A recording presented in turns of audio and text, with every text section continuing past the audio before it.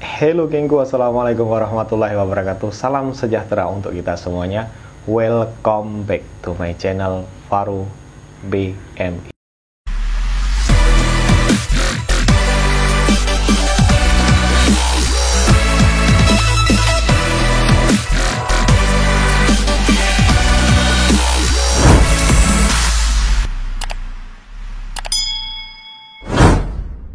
Baik gengku, di video ini saya akan mengupdate info kepulangan lagi, khususnya di jalur Semenanjung Selatan Malaysia, ya di Johor Bahru.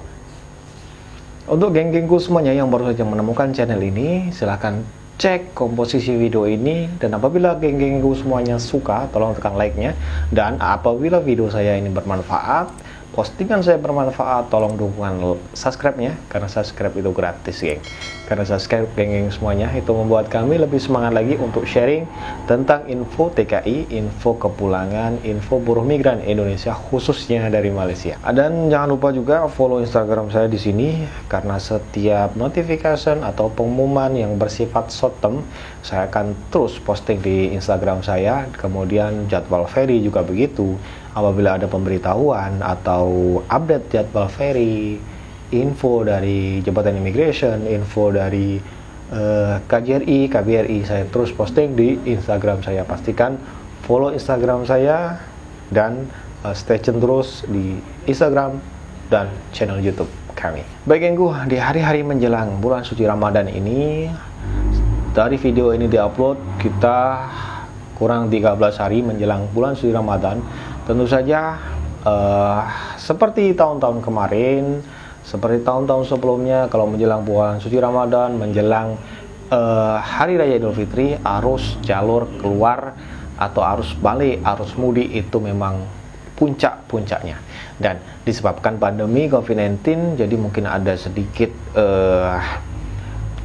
pengurangan, tetapi di segi itu untuk SOP atau protokol kesehatan, protokol tambahan itu memang harus kita ikuti, harus diterapkan, dan itu membuat proses pemulangan, proses pulang, proses mudik ini sedikit ada penghambatan atau penguluran waktu untuk proses pulang sampai di kampung halaman.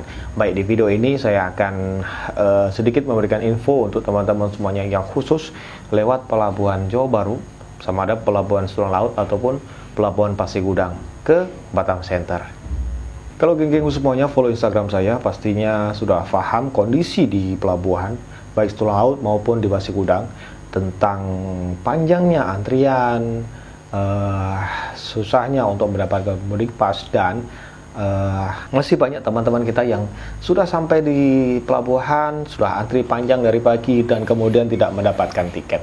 Itu untuk saat ini memang sering terjadi, baik di pelabuhan Pasir Gudang ataupun di pelabuhan Setulang Laut. Tapi untuk Pasir Gudang setakat ini masih terbilang cukup sedikit untuk yang tidak kebagian tiket, karena mungkin penumpang di Pasir Gudang sedikit berkurang dibandingkan di Setulang Laut. Dan cara mengatasinya gengku, tentu saja saya menghimbau untuk teman-teman semuanya yang berencana untuk ikut jalur ferry Johor Bahru agar mendapatkan booking online dulu. Untuk di Setulang Laut, pastikan simak video saya sebelumnya, bookingnya di berjayawaterfront.com.my, dan untuk Pasir Gudang bisa di EasyBook. Teman-teman semuanya bisa cek video saya tentang tutorial video booking tiket online untuk Pasir Gudang.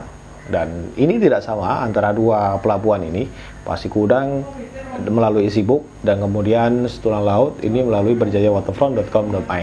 Dan untuk saat ini sekedar informasi, untuk dua pelabuhan ini untuk akses booking online, booking tiket online ini dibatasi, karena ya seperti yang saya sudah jelaskan berkali-kali di video saya sebelumnya, karena akan bisa mengontrol untuk arus yang non booking online.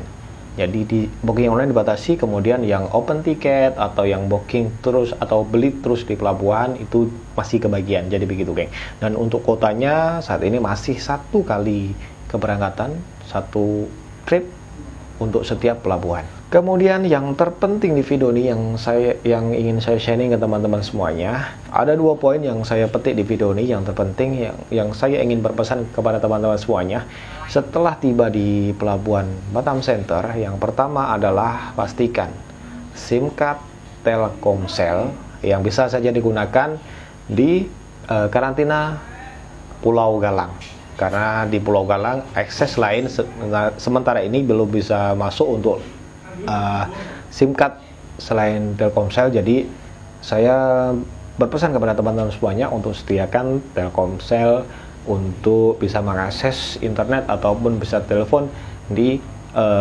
rumah sakit khusus Pulau Galang di karantina. Dan untuk SIM card ini, gengku semuanya bisa mendapatkan di setiap terminal ferry.